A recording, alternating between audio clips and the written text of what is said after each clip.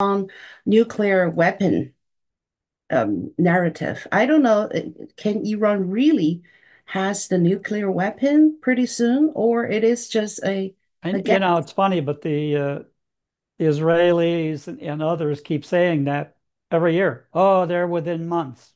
A few more months, they're going to have a nuclear bomb. Or then they're going to have 10 nuclear bombs. Right. And they have the rockets to deliver them all the way, not just to Israel, but to the U.S. So I don't Right. know. I don't know what's true for sure. Yeah, but it's been years. I remember that when I think when I was in China, I heard that. It's 30 years ago, and then it's still At least, yeah. right, right. All right. Okay, let's start.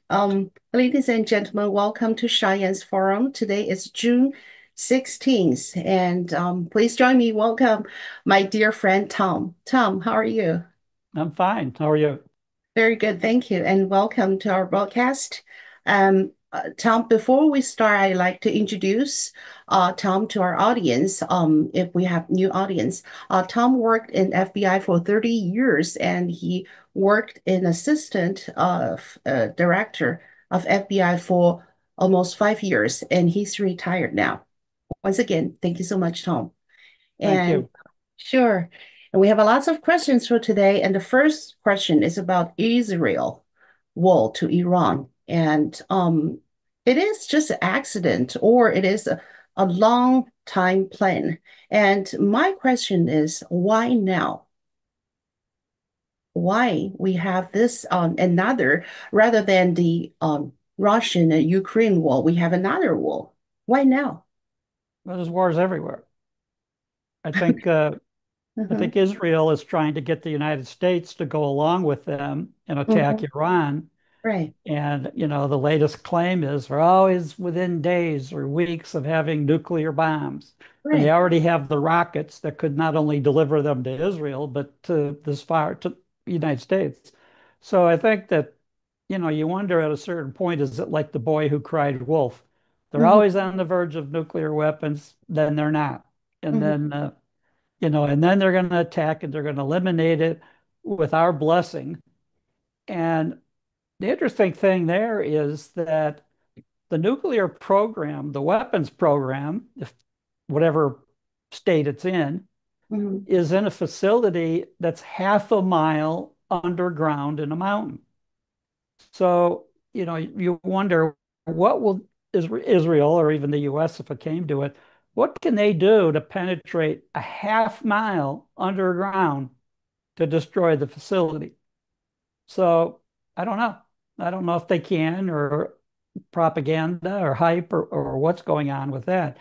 Meantime, you look at the reporting, Israel sends rockets to attack where they say is their nuclear facility, their military bases, take out their Mhm. heads of their military units and scientists, nuclear scientists, Right. and then Iran sends back hundreds and hundreds of missiles to Israel.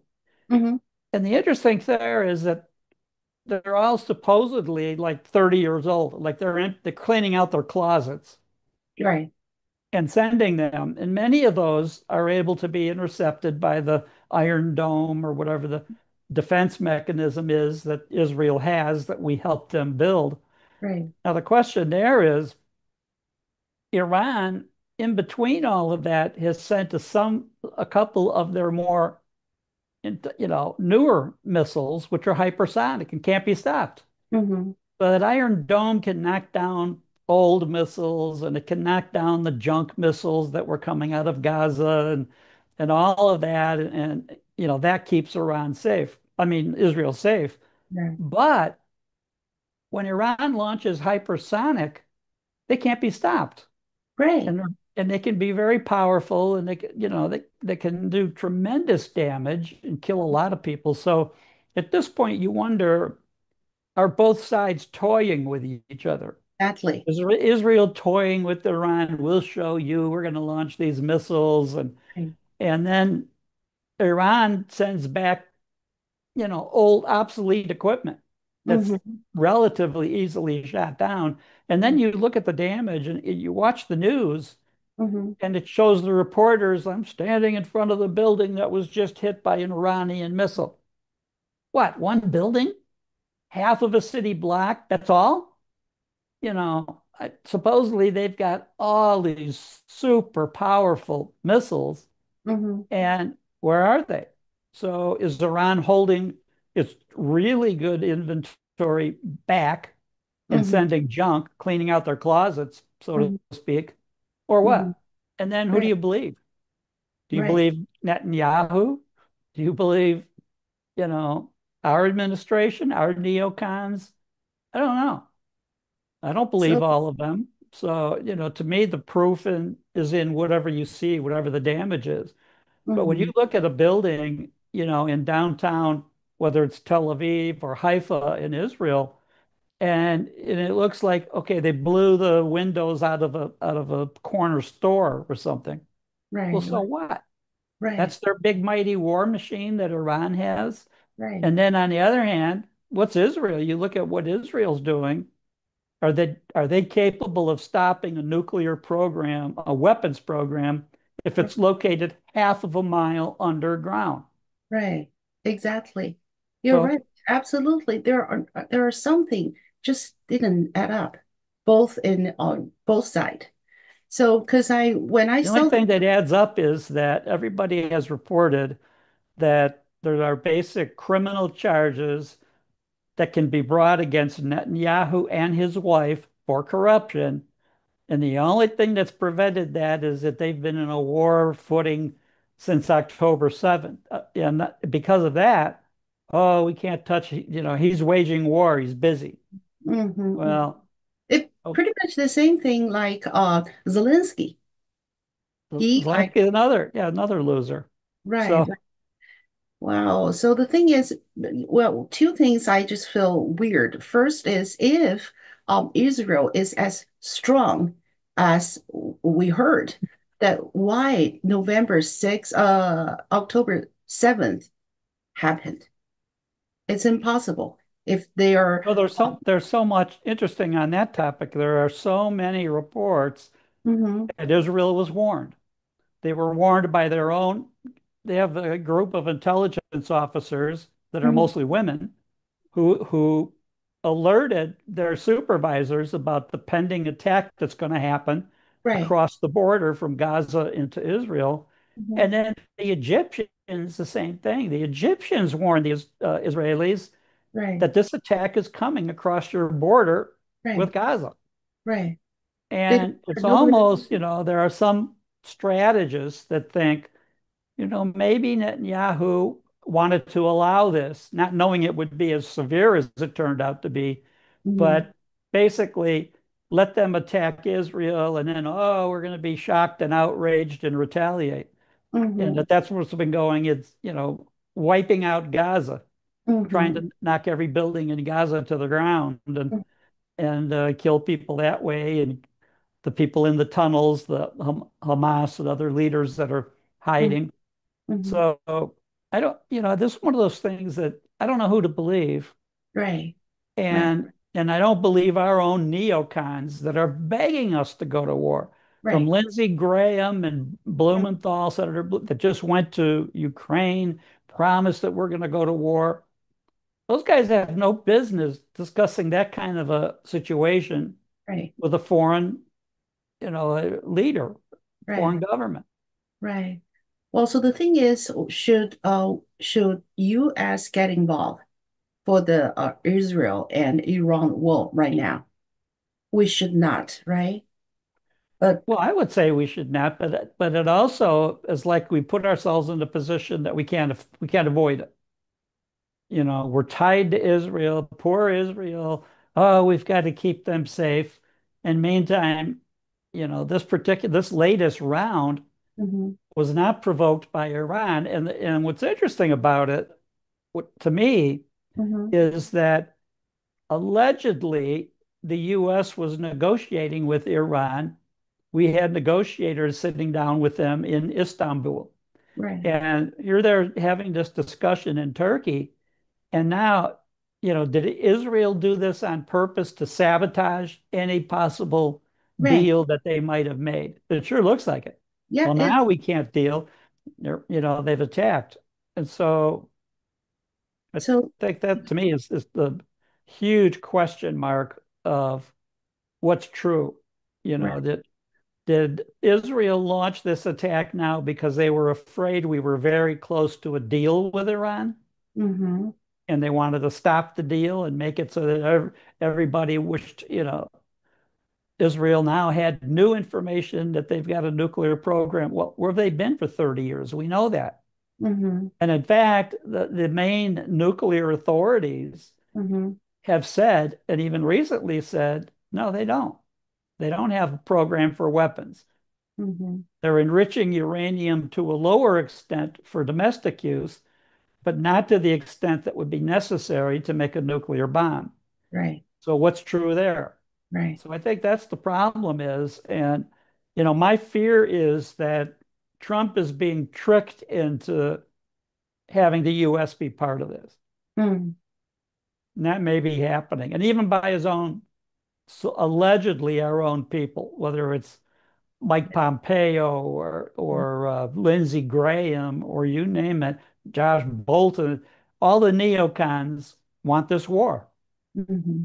And Right. Israel insists that this is to stop their nuclear program. But for decades, all Israel has talked about is regime change, Mm-hmm. knock out their leadership. Mm-hmm. So what is it they're really trying to achieve here? Right. And So where do we figure into this mess? right. So then we have to face a huge question behind all this. Can Israel control America? Yes, They can. Israel can control us and do So because of who? all the contributions that they make to our politicians, they pretty much can get whatever they want from Congress. So if they want to be backed in a war and all of that, and even if Trump says, "Oh no, I'm not starting any new wars. We're not going to do that," Hmm. uh, members of Congress are making money by all the contributions we make to Israel and to the Ukraine. Hmm. There's So that, kickback from the military, from mhm, their military that goes into the pockets of our politicians, many of them. right. So that means that he can, Israel and the force behind Israel can easily control American policy. So far, they have. They've Is it? showed there's shown, there's been no evidence that they're limited in what they can do. They pretty much can get the U.S. to do what they want. Right, right. No wonder we have so many policies not favored for American citizens, for American people, for Right, American. right. Yeah, because we are controlled by the Israel and the force behind. So then probably I don't know if we can keep digging in this direction. So who are this force behind Israel? There are something that we just feel fission, feel so weird, but someone behind. So probably we can talk about that. Probably we can talk about in another podcast. Yeah, Well, good luck trying to figure that out because that's been a raging mystery of how much control the Israelis have right, through a combination, whether it's espionage or many efforts that they make in this country right, to get us to do what they want. right. So what's their purpose? Do you have any guess what they want? They Well, want, what Netanyahu wants right now is it's widely reported that he's going to be prosecuted and his wife for corruption and probably go to jail. So he needs a forever war, a forever conflict to prevent that. So he absolutely has to stay in power. We can't have a change of leadership in Israel now with all of this threat to mm, Israel yeah. and then indirectly threat to us. Sure. And then we heard a news that Putin and then Trump have a long conversation regarding this wall, and Putin wants to come out and then just try to make a deal and talk to Iran, talk to Israel, and he doesn't want to see this wall. Do you believe him, or he has some other plan, or what do you think? Why Well, I Putin? think I think Putin's probably telling the truth, but nobody else wants peace at this point. Uh-huh. Nobody on our side, nobody on the Israeli side. Hmm. Iran, who knows? Iran, Mm-hmm. Why would they sit and negotiate with us, at this point, and Hmm. then Israel sabotage that by attacking right now? Right. Right now, they could have waited and waited Two. till the offer was made of what the peace offering would be Right. from Iran, but Right. no, no, no, they had to attack, causing Iran to attack back, Right. and uh, and Iran, with all of the hypersonic weapons, with all the sophisticated missiles and rockets they have, that Iron Dome in Israel does not stop that. Mm-hmm. Mm-hmm. So why have Iran has on purpose been using antique weapons, Mm-hmm. obsolete, and Right. like they're cleaning out closets Right. and sending that into Israel that does minimum damage, and a good number of them can be shot down with their Iron Dome, Mm-hmm. and yet they have all of these hypersonic missiles that cannot be stopped, Mm-hmm. and Mm-hmm. they could use them in Israel or on our naval vessels that are in the region. Mm-hmm. All kinds of things they could do with those hypersonic, Mm-hmm. sophisticated Mm-hmm. weapons, even if they don't have nuclear weapons ready to fire. Right. Right. So basically, actually, we don't know who's telling the truth. Maybe nobody's telling the truth. Yeah, I guess that nobody. Right, right. And then yeah, we'll keep watching what's gonna happen.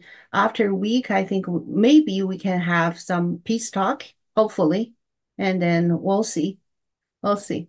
And talk about another case at Minnesota. So the suspect of killing the Minnesota lawmakers has been captured. A lot of Caught. different stories are now emerging about his political background, very different stories. So we remember that Florida case start at Minnesota 2020 and then becomes Black Lives Matter and the whole thing around the world. And also Officer Chauvin still in the jail. So I just wonder, can we expect the truth to be available in Minnesota? I think Well, eventually what happens in cases like this, and I was involved in so right, many, right. and as an investigator, later as a manager, then as an executive, and everybody wants every answer. What was in this guy's brain? What was he thinking when he did all these things? Right, right. Well, who knows? He could be just a psychopath or sociopath or some other mentally deficient, or who knows what his motives actually are. And Mhm, they're saying, well, did he publish a manifesto? Well, apparently he did not do that like the Unabomber, but mhm, he's had many notes and documents and papers in his car, in his possession. And I think that so they're all trying to figure out was what caused this. What made him go after these mhm, particular politicians. Now in Minnesota, mhm. practically every elected official is a Democrat. So Right. if you're a psychopath and you don't like politicians in your state, well, that's pretty much what's going to happen. And is that what happened? We don't know. Okay, so you still have a faith that the truth will eventually come out. I think it will, and my opinion doesn't matter. Think about it. Now we learn, oh, he didn't like this policy and that policy, and he was appointed to some position by the governor, all of these different things. Well, the importance of wanting to know these motives are to prevent the next one, because you're not Right, preventing anything here, it's already happened. right. And, the idea was it hate crimes or whatever. Hmm. I don't believe in hate crimes. And the reason is it creates one more layer of proof that the prosecution has to waste time with. So, in other words, if you murder somebody and Hmm. it carries life without parole or a death penalty, if you're in a death penalty state, Hmm. who cares if you hated them or you didn't hate them? What difference does that make? Now the prosecutors have to stop and go through all of this process and wasted time and money and effort Hmm. to prove hate. Well, we don't care. It's not hate. It's what did the person do? Did he kill that person in cold blood? Murder one? Hmm. If that's the case, who cares if he hated them or not? Oh, that's a good point. So what happens is you can prove the elements, you can prove from witnesses and from emails and other things and the weapons that the guy had. So you can prove pretty much very easy to prove murder Hmm. beyond a reasonable doubt or manslaughter or whatever that might be. Hmm. But to prove he did it because he hates somebody, and now the prosecution has to go through all of that effort, investigators wasting time. And then what does it matter if you convict him now of the charges that are brought, Right. federal charges brought against him, Hmm. he's going to be either executed or spend the rest of his life in prison. Yeah, that's very So what clear. more what do you care whether he did it because he hated somebody or he didn't hate him? Mm-hmm.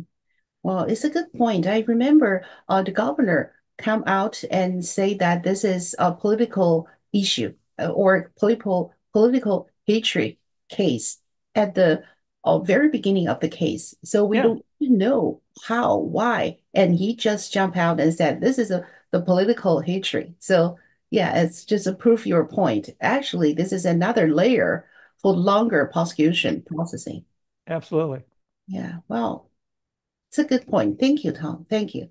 So we'll see. We'll see what's going to Well, happen. the idea of hate crimes is political. Right, Oh, we don't like people hating other people and right, then killing them, let's say. right, Well, right. we don't have to care whether they hated them or not. If you can prove that they killed them, that's enough. Hmm. That's enough. That's a good point. And we see the result pretty soon. It's not like the long processing of the legal issue. Right. So just get the point. Thank you so much. And also about the anti-ICE and the No King rally all over the nation. So, was it a normal expression of public opinion or it is an organized riots? If it is organized riots, what kind of accountabilities and punishment will there be? If it's organized, the FBI is going to have to investigate it to the point and figure out who funded this. Right, These people that committed these riots, it wasn't spontaneous. They were hired. The stuff, the equipment that they needed, whether it's baseball bats or cinder blocks or right. whatever, was Mass and provided. Who provided it? right. Um, where did that money come from? And so these are things that the FBI in my day would Hmm. have gotten to the bottom of. Who Right. sponsored this? Hmm. Who paid for it? Who's behind the scenes? And they can be prosecuted just like the people on the street can be prosecuted. So what's the name of the prosecution if you what kind of crime they are commit? Well, Organized. conspiracy to fund this level of violence, this level of unrest. You know, Okay. if you're delivering cinder blocks to the people on the street that are doing the rioting, Hmm. you know that that means that you're intending violence. You're intending harm to the people they're going to use that against. So when Right. you see then that they're dropping pieces of these cinder blocks off of roadways onto cars going by, ICE or other government cars, Hmm. that's extremely dangerous. Hmm. Anybody that's done that, they should have blocked off those bridges at both ends, Hmm. arrested those people, and charged them with attempted murder. Well, that's a felony. Because if you're driving in a car and one of those blocks lands on the windshield, it's Hmm. probably going to kill you. They Right. aim it just right, Right. you're probably not going to survive. Right. Right. Exactly. So this is, of course, felony, and we saw some information about there are dig in who is behind it, who has the manpower and also the money get involved for this kind of uh violence. So do you think there will be some high position person will get involved or be charged? I hope so. I mean, I'm hoping that the FBI can revive itself and become the premier investigators that they used to be and were Mm, famous for being. And right, if they do, and if they achieve that, they'll figure out and they'll right. gather the evidence. Who's behind it? They'll Mm, have phone records, email records, any number of recordings of things to mhm, prove who was involved and to what extent and why and all of the the background of this. Hmm. And I think that what's happened, these groups have gotten spoiled between Biden Hmm. and all the chaos they created around Trump the first term, and Hmm. then 8 years of Obama. We've basically had 16 years Hmm. of stifling the FBI, holding them back. And Hmm. then over the time, people that are really good investigators and aggressive and patriots, they end up retiring or leave. They can't, 16 years is a It's a pretty long long time. time. So if you have somebody that's a street agent and now, 3, 4, 5 years later, they're trying to investigate this kind of stuff, Hmm. and then you have regime change in the FBI to where you have Comey and Christopher Wray, Hmm. then that sabotaged the ability of the FBI to do what the FBI does best.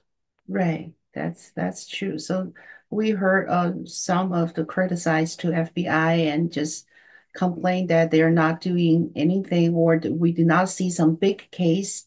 And you explained that we need time, and FBI need time to put together a case or a case file. It's Well, you really hope that you hope that time will be what's missing, but you don't know behind the scenes at the right, leadership level, are they right. really trying hard to do it? We You don't don't, know for sure.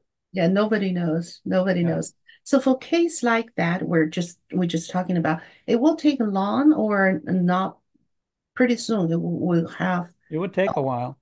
it take a while. We're talking about month, right? Well, if you figure out, let's say, who's behind Hmm. supporting these riots, Right. now you have to find out what financial institutions are they using? What banks are they going to? And Mm-hmm. then you submit subpoenas to the banks. That takes a long time for the banks to gather those records that Hmm. they usually don't want to do because it, costs Hmm. them a lot of time and money. Right. So now you want to get these records. Now you have to analyze the records. What Hmm. does that mean that the money was spent here or the money, Hmm. so you don't have the George Soroses of the world. Are they going to Home Depot to buy the stuff they need for a riot, the cinder Hmm. block and the rest of the stuff? No. So by time you get around all the ways that they're using to try to launder the money and then buy what they need and launder that and then Hmm. have it delivered to the rioters, by the time you get enough evidence to prove that, it takes a while. Hmm. That's right. That's right. And the If whole, if if you're trying to gather evidence from overseas, that's going to take many months. It doesn't happen within a day or two. It's months. right, right. Well, it's easy to find a lead, but it's not easy to establish the evidence. Well, you have to gather, the evidence. So you subpoena it, Right. and the financial institution then provides their records. Right. Right. Now, those records could be, 1 million pages long. So now you need enough analysts with enough financial expertise to go through that and Right. see where the money went, who they Hmm. spent it on, where they spent it. Hmm. Hmm. And So, then when they spend it and they buy this equipment, let's say, mhm, then like helmets and gas masks and baseball bats and mhm, all of the rest of that, mhm. then you have to track that they just where they delivered it. Where did they put it? How did they get that into the hands of the rioters? Right, right, So right. all of that, these investigations are very tedious and Detail. time consuming. Mm-mm, And you have an FBI that for years didn't provide that evidence because they didn't go after it. mm-hmm, And now, if they are going after it, it's still going to take a couple of years because that's how long it takes. So, do mm-hmm, you know, are they really trying hard? mm-hmm. We hope.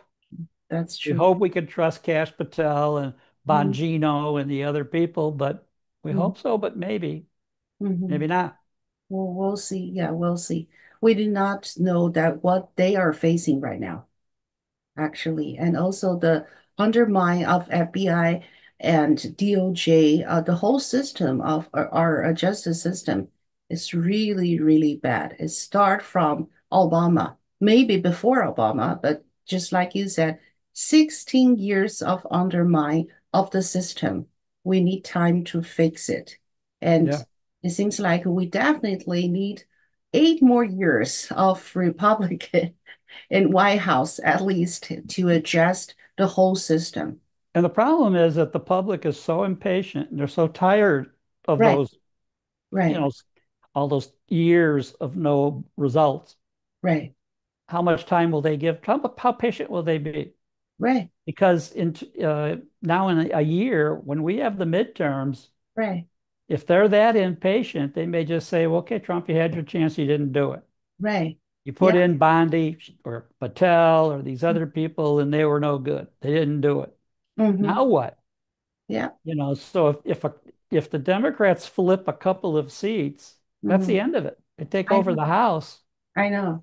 They've already talking about if they take the House, they're going to file impeachment against Trump. So Right. they've made no bones about it. They want to undermine him. They've been trying to undermine him Mm-hmm. all along, Right. and they'll keep doing that. Right. Only So problem is if they flip the House and or the Senate, they're going to succeed.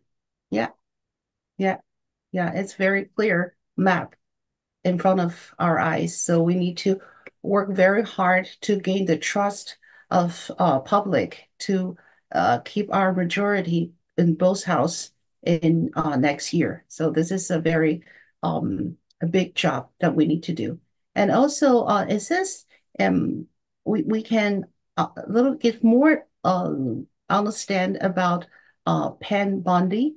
She just go out to the Fox most of the time to explain what she's doing now. And some people just complain that you just come to Fox too many. You should keep concentrate on your cases. It seems like that maybe she just want to explain to the public and have that. No, exactly. Her staff is supposed to be doing the cases. And Right. Patel's FBI Mm-hmm. is supposed to be doing the cases. They're supposed to be doing these investigations Right. very diligently and successfully. Mm-hmm. So, on the other hand, if the public doesn't hear something, they think nothing's going on, Right. which is That's it. what we already had. Mm-hmm. So Mm-hmm. in a way, she has to explain. That's her Right. Right. job to say, here's what the department is doing. Here's what our lawyers are doing. And Right. some Right. of the appointments that she's done have been very good to put aggressive prosecutors in some of these roles. Mm-hmm. One in particular that I like is Harmeet Dillon being appointed to run the Civil Rights Division. Right. She's Right. outstanding, The very lady. skilled, very capable, Mm-hmm. and that's a huge division, Mm-hmm. very Mm-hmm. important division. Mm-hmm. So things like having people like that Mm-hmm. are really experienced really matters. Mm-hmm. Yes, that's true. So we have lots of challenges in front of us, but we still have lots of good people, great people who work very hard to do the good thing. But sometimes we just don't see the result. So we need to have more patience. It is not an easy job. It really takes time I and just look effort. at it that it's the best it's been in 20 years. So, Yeah, so yes, we can be impatient and say, what are they doing and why does it take so long? I right, right, know that good cases to be properly prepared take a long time. right. To gather the evidence, to package the evidence, Mm-hmm. present the evidence, Mm-hmm. that takes a long time. And Right. that's why when you look at the difference, look at the cases against Trump, how mediocre the cases were, how I poorly done they know. were. And So, there's a good example of right, those cases even died because there's not lack of evidence, but because they were so stupid the way they right, went about it. right, right, right. Yeah. So there's a lot to be learned just watching what they did against Trump. Yeah, good example. Yeah, good example. Thank you. Thank you. And then also we were talking about Israel. Who's behind Israel, what they want to do, and how can they control the US? And also the other guy who is right now is more and more people know him as a bad figure is George Soros.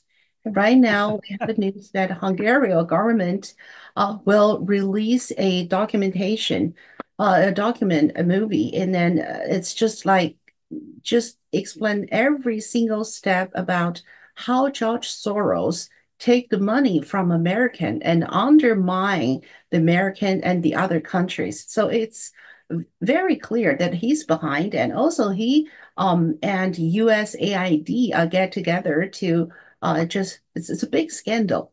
So I just wondered that it seems like everybody knows that he's a bad figure and he's criminal. So is there anything that we can do or the Yeah, DOJ go can do? after him.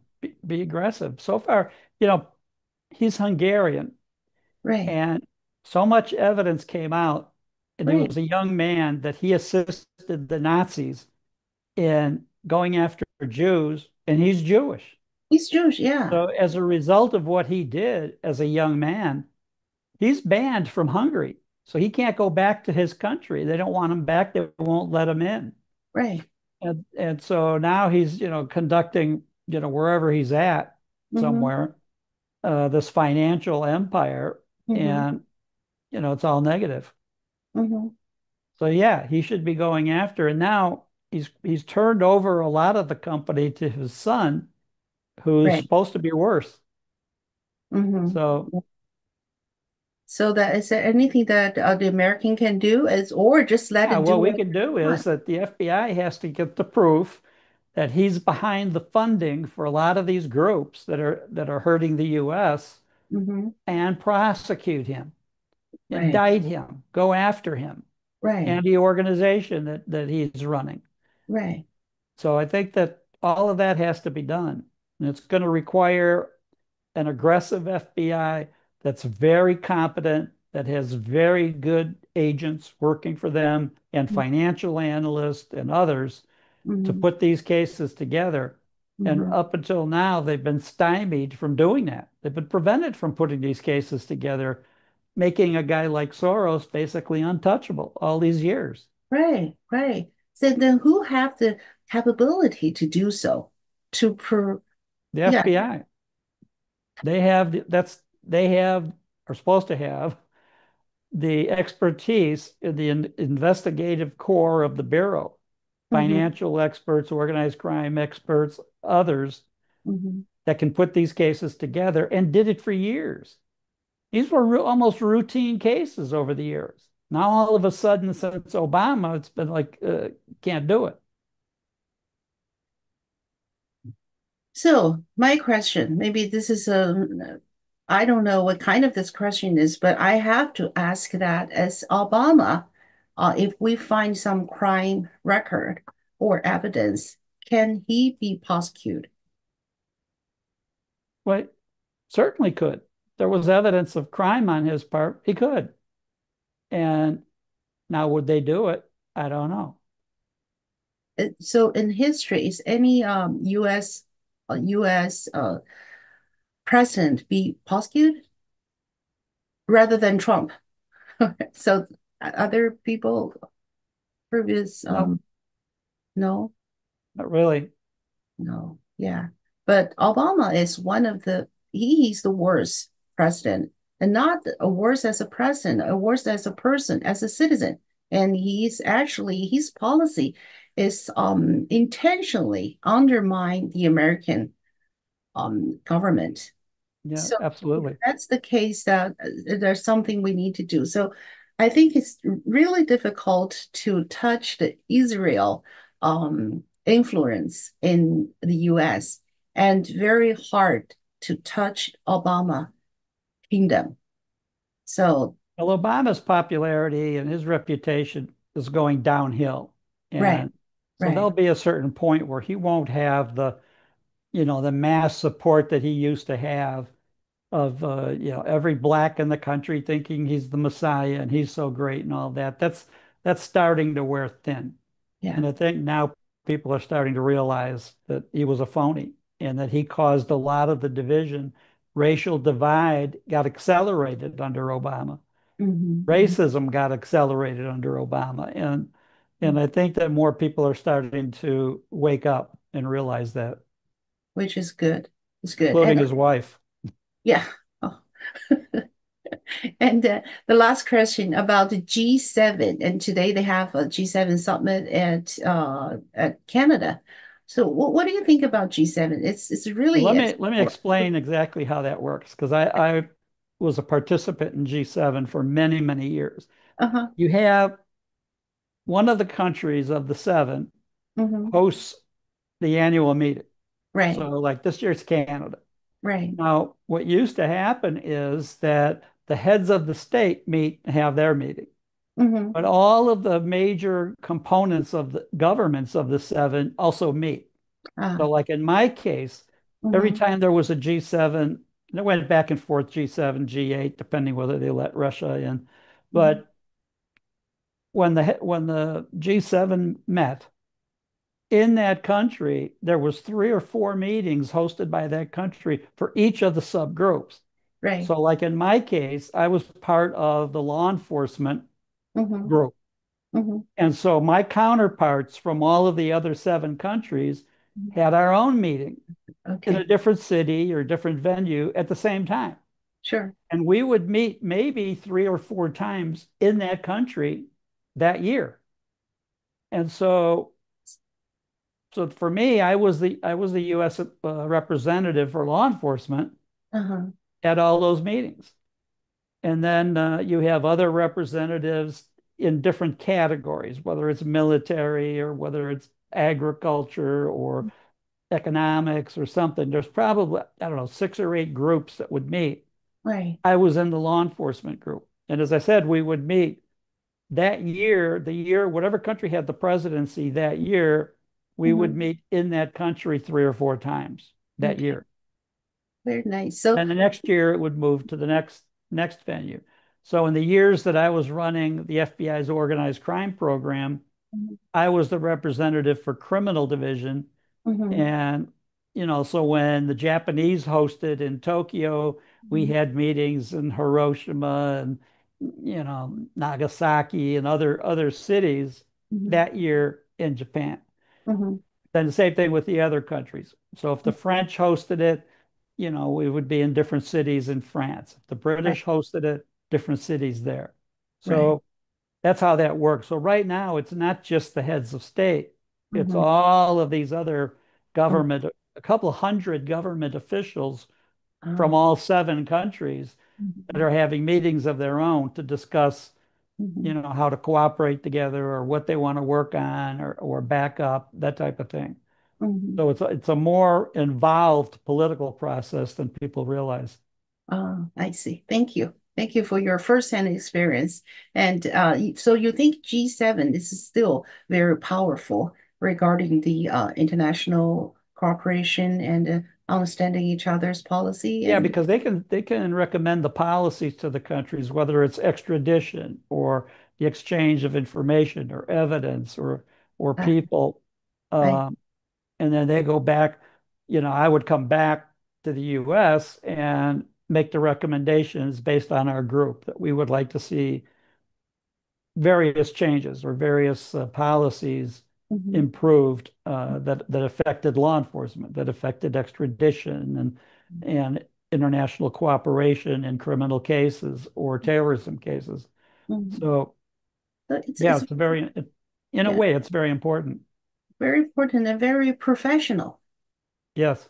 Let's put it this way. And also today, when Trump just gave some few words about G7, he said he's very happy to be there, and G7 is very important. And also, he mentioned about Russia. He said it's very sad that Russia is not here. He said it's supposed to be G8, and he's not happy that Russia is expelled from the G7, or people just don't accept Russia, which he think Russia is important to come into the G7. Yeah, Uh, I agree. And we did a lot with Russia. So some of the times uh, I can remember one G7 meeting in England mhm, where our law enforcement group invited our counterparts from Russia to come, mhm, even though technically Russia was not an active member of it. And they came, and we had very good discussions about mhm, cooperation and what we could do.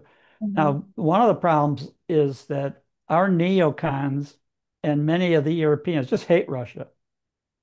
They just What? hate them. Oh, God. Any reason? Very anti-Russian. See, yeah, so I saw that, and any particular reason they're so hate Russia? Why? There I think must. it's a holdover from the Cold War and some of the animosity that came up during those years. Hmm. And they don't want to see cooperation. So they instill this fear that Russia's going to invade Europe Right, and NATO has to be in every country up to their border right, right. and all of those policies and attitudes are destructive. They don't help. Mm. So maybe the policy is emotion based, not fact based. Well, yeah, a lot of policies are. Right, right. During the time, I worked, we had a number of cases with the Russians, and Hmm. they were very helpful, let's say, on the war on terror and Right. some of those type of sharing information about that a Hmm. lot of people didn't realize how much they helped us and how much we helped them back. Hmm. So so So, we had some very good policies along those lines. right. So do you think the Russian the G7 can become G8 adding Russian in the near future, or it's probably I think impossible? at some point, if the Ukraine-Russia war ends Hmm. and some of that stuff, and now even now we have Trump has put a lot of neocons in high positions in our security apparatus. And they want war, the neocon. That's Right. they wanted war in Iraq, they want war with Iran. They promote these wars. And, Hmm. even though Trump said we're not going to start any new wars and all of that, well, they're kind of guiding him along to where he almost has no choice. Right, right. It seems like that, yeah, thank you for mentioning that Trump put a lot of neocon on very high position. Um, he have to, right? He has to, not he willing to. There are too many neocons there that he has to use them. Is that the case? Or he Yeah, just, even in the Republican Party, from Lindsey Graham, right. some Democrats like Blumenthal from that went Hmm. with Lindsey Graham to Ukraine recently. Hmm. Um, they're all undermining him, Hmm. and I think he's learning more and more how much they're undermining him, and I Right. think he was hoping that with the tremendous political support to get elected this time, Hmm. that there would be less of it. Right. Well, it's hard to say that it's not as bad as it's ever been. Hmm. Right. So we still, even though Trump is back in White House, but we still have so many things need to be done. And if we support him, we still need to keep supporting him. It's not the end, it's just beginning. Right, Yeah. Well, right. and also the last question, another last question about the June 14th parade. Do you go there to see? How do you feel about parade? I didn't go. I watched it. I watched most of it, but I went in 1991. We had the big military parade after Desert Storm, Mm-hmm. and and I went to that, and it was interesting. And obviously, I support the military. At that time, it was the whole military. Right. This time it was dedicated to the Army. Yeah.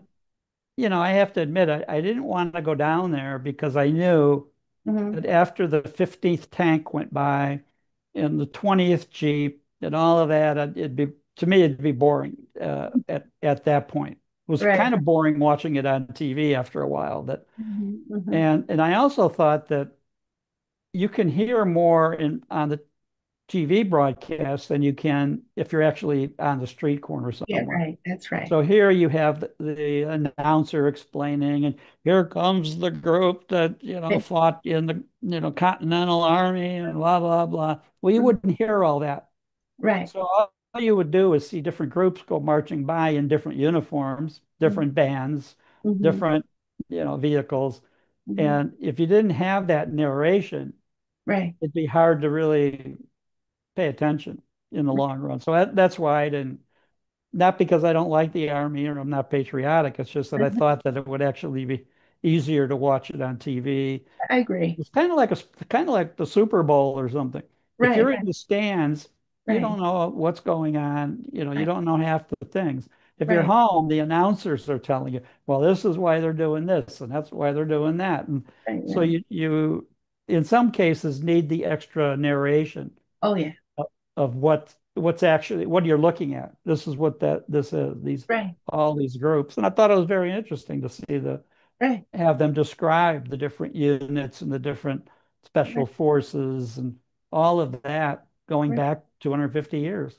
Right, exactly. So as a first generation immigration, I just very enjoy watching it. And it's just Oh, to I'm me sure. like, yeah, a history lesson, a very vivid history lesson. I really appreciate these people sacrifice their lives Right. for today's Americans. So really, really appreciate uh, the contribution for them to having our country. So yeah, it's a good lesson, history lesson. And then Oh, we actually sure, need to learn. sure. We need to learn, and the kids need to know where we come from. Yeah. Oh, thank you so much. Let's see if we have some yeah, I'm so enjoying talking with you and forgot to see is there any people or audiences have any questions. Not really the question, but just say thank you to Tom and thank you so much for yeah having the podcast. And we're talking My about some, pleasure. You're welcome. sure, important issues, especially about the Israel and Iran war.